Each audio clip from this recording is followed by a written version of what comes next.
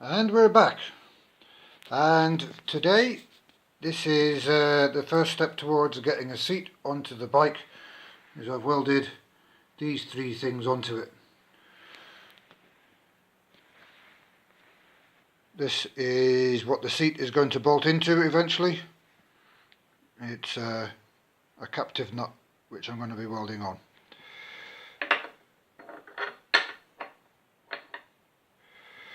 The first thing to look at is the seat itself. Now, this point here and this point here, these are the places where the seat actually made contact with the frame. So these are the places where the rider's weight comes through the seat. And where it hits the frame is this stretch along here. This set of marks here is where the seat was rubbing on it. You can see the paint's come off. And the same here. So what I want to do is make sure that I put my seat brackets in the same place so that the weight of me is going onto the part of the frame where Mr. Kawasaki designed the weight to go. Which is why I've got one welded on here, right next to where the old one was. And this here, you can see it lines up. This is in the middle of where it was. So that's where the original one was. I'm putting my weight in the same place. Got to remember that this is the battery box here. I'm going to need to have access into the battery, so I don't want to get too close into it. The terminals are here, so I want to give myself room to get hands on the screws. So I'll come back to these later on. But first, how to make this. I managed to buy some angle iron of this unequal sides. It's 5mm thick. The unequal side was only because it matches the angle of the seat rail, so it'd be easier to cut into it. I also had about 80mm of this channel section, which was handy because there's a point at which the angle changes in the seat rail, so having this sort of the channel shape was more useful than just a right angle shape. So making this is dead easy. Just cut the width of it off, drill a hole in the centre, and then use this to tap it out to thread of M8. You then put a bolt through it. Now, I've only just found out about these things.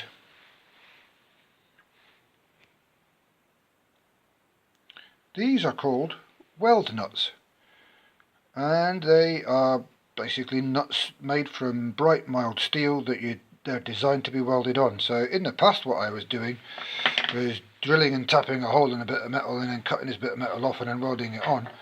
These, fucking great, perfect, made for the job, cheap to buy, saves me loads of time. So you can see that I've just welded it on. Now the reason why I did that is that this is 5mm thick. M8 has a pitch of 1.25, so in 5mm I'm only getting 4 complete threads. So by welding one of these on, I've got another 4 threads. So that means that the bolt that's eventually going to go in there, held on by 8 whole threads, that's nice and secure. I can put loads of Loctite on that and it ain't going to come off anywhere. The next important thing is making sure that you weld those things on and get them perfectly, exactly vertical and horizontal in the exact correct planes. Now, the ideal way to do this is to have a jig. And jigs are expensive and difficult to make, and I don't have one. So the next best thing is to get the bike as vertical, as exactly vertical as I can. So I have hung a string line off my garage roof. So that gives me a vertical line. I've wedged a stand underneath the foot peg, and I've padded out the stand with some thin bits of wood, so now the bike is as vertical as I could get it. And then using part of my T-square, I was able to use that as a spirit level. And look at that. Look at that! For judging by eye, I've done alright, quite pleased at that. So the important thing is that what I bolt onto this therefore is now going to be all nicely horizontally and vertically, and it's not going to be too squint.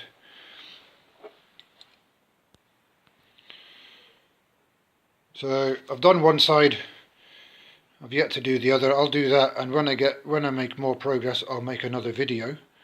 However, before I do the next bit, there's something else to show you.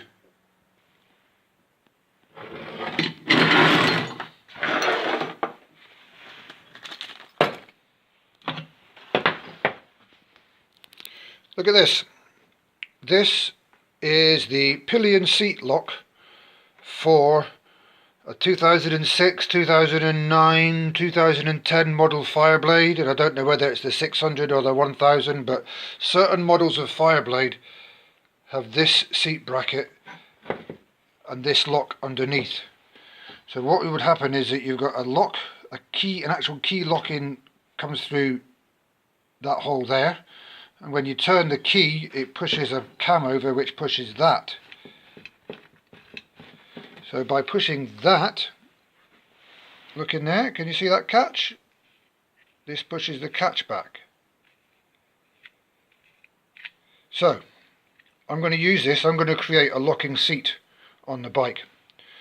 Now, to buy the key lock from a bike wrecker is expensive because they sell the ignition key, the seat lock key and the petrol cap. They sell all those together and they call it a lock set, and they charge, you know, in the hundreds. Even buying this on its own costs you a fair amount of money. But your local locksmith will sell you one of these. It's called a cam lock. What it means is you turn the key and this thing at the end turns. So I will install that into here in such a way as you turn the key, you do that. Honda makes a variation of this which uses a cable.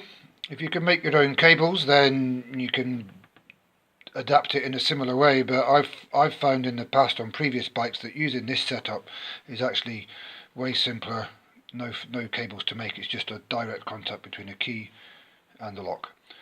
So later on I'm going to use this, but I thought I'd show you how it works now. Look at that, there you go, dead simple, dead small, dead neat.